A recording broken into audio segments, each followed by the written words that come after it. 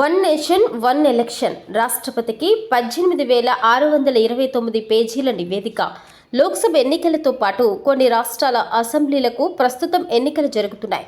ఒక్కోసారి 4-5 రాష్ట్రాలకు చెప్పున ప్రతి ఏటా ఏదో ఒక చోట ఎన్నికలు జరుగుతూనే ఉన్నాయి. దేశంలో పార్లమెంటుతో సహా అన్ని రకాల ఎన్నికలను ఒకేసారి నిర్వహించాలంటూ వచ్చిన వన్ నేషన్ వన్ ఎలక్షన్ నినాదం దిశగా కీలక అడుగు పడింది. ఈ ప్రతిపాదనపై మాజీ రాష్ట్రపతి రామ్నాథ్ కోవింద్ నేతృత్వంలోని హై పవర్ కమిటీ 190 రోజులు వివిధ వర్గాలతో మాట్లాడి నివేదిక తయారు చేసింది.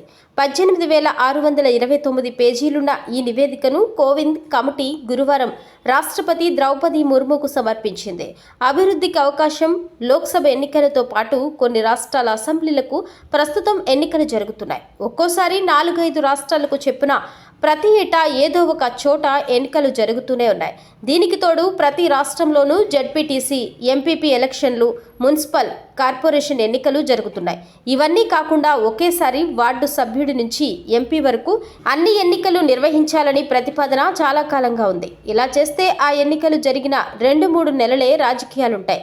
తర్వాత అభివృద్ధి మీద దృష్టి సారించొచ్చని జమిలీ ఎన్నికలు కోరుకుంటున్న వారి విశ్లేషణ. కనీసం 5 ఆర్టికల్స్ సవరించాలి. శాసనసభతో పాటు లోక్సభ, స్థానిక సంస్థల ఎన్నికలు ఏకకాలంలో నిర్వహించాలంటే రాజ్యాంగంలో కనీసం 5 ఆర్టికల్స్ను సవరించాలని కోవింద్ కమిటీ తమ నివేదికలో సూచించినట్లు తెలుస్తోంది. 3 స్థాయిల ఎన్నికలకు ఉమ్మడిగా ఓటర్ల జాబితా ఉండాలని నివేదికలో పేర్కొన్నట్లు చెబుతున్నారు.